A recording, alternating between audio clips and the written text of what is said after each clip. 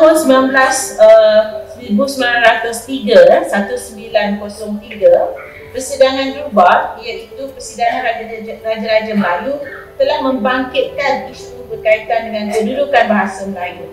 Manakala pada tahun 1930, Dato' Onn Jaafar menyatakan, bagi sebuah negeri Melayu yang diperintah oleh Raja Melayu, yang dipunyai dan diduduki oleh orang Melayu, maka keadaan seperti ini tidak sekali-kali betul. Maksudnya untuk menjadikan bahasa Inggeris sebagai bahasa rasmi. Patut mustahaklah kerajaan negeri melihat keadaan itu. Nampaknya dengan perjalanan sekarang ini, bahasa maknanya dia dah, Dato' Onn telah memberi satu peringatan lah. Apa yang berlaku pada tahun 1930-an itu telah menunjukkan bahawa bahasa Melayu dalam perjalanan ketiga itu akan hilang sama sekali. Seperti bahasa Jakun yang hanya ditutur sesama sendiri saja. Itu kebimbangan yang dilahirkan Dato' Onn pada tahun 1930. Ini disiarkan dalam Warta Melayu pada 23 Oktober 19.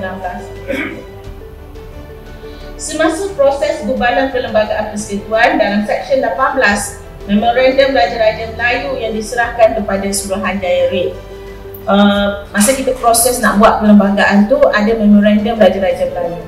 Raja-Raja Melayu menyebut pada perenggan 18, memorandum tersebut menyatakan, saya baca dalam bahasa Inggeris, ini Raja-Raja Melayu, jangan terkejut ya.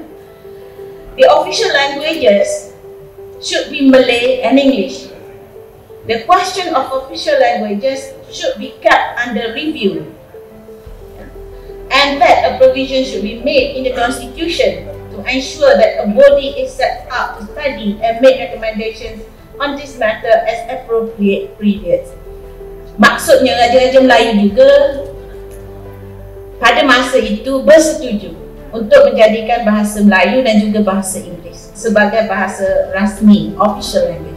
Tetapi dari masa ke semasa mesti ada satu body, mungkin ada satu jawatankuasa ke untuk mengkaji dan memberi rekomendasi atau cadangan kepada ketika masa berubah. Jadi pada awal itu, Parti Perikatan semasa pembicaraan memorandum, kita tahu juga Parti Perikatan juga menghantar memorandum kepada Suruhanjaya Red, dan Parti Perikatan semasa pembicaraan memorandum yang diserahkan kepada Suruhanjaya Red mahukan terjemahan kepada penggunaan bahasa Inggeris dan bahasa ibunda dalam bidang perundangan.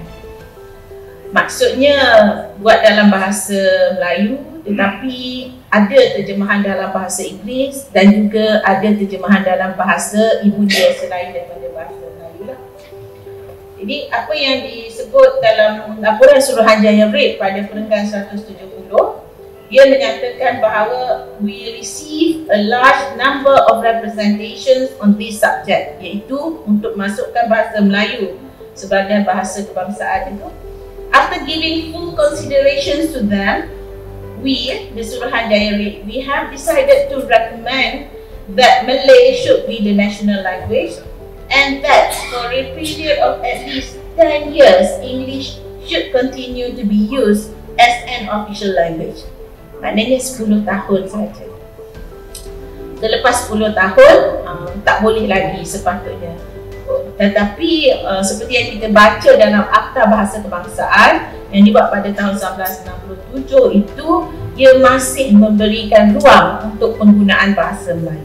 Dan kalau penggunaan bahasa Inggeris, kita lihat peranan yang di-Pertuan Agong terutamanya, sebenarnya nanti saya akan cuba huraikan ya, pada Seksyen 3 dan 4 dalam Akta Bahasa Kebangsaan itu.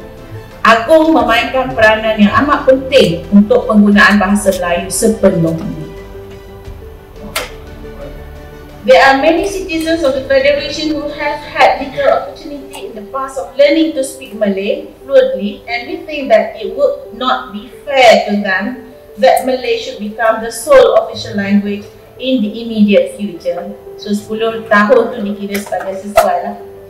After 10 years, it should be left to Parliament to decide when a change should be made, and we have framed our recommendation as to enable Parliament to proceed by stages. It is things fit to do so. Ini yang maksud memorandum Raja-Raja Melayu tu, pada satu masa kita kena buat satu rekomendasi untuk memperkasalah bahasa Melayu, tidak kekal menggunakan bahasa Inggeris. Tuan-tuan beri perhatian bahawa yang dibincangkan dalam ini ialah bahasa Melayu dan bahasa Inggeris, tidak ada bahasa-bahasa lain. Bahasa bagi komuniti-komuniti lain di Malaysia ini atau di tanah Melayu pada ketika itu tidak dibincangkan. Yang dibincangkan hanyalah penggunaan bahasa Inggeris.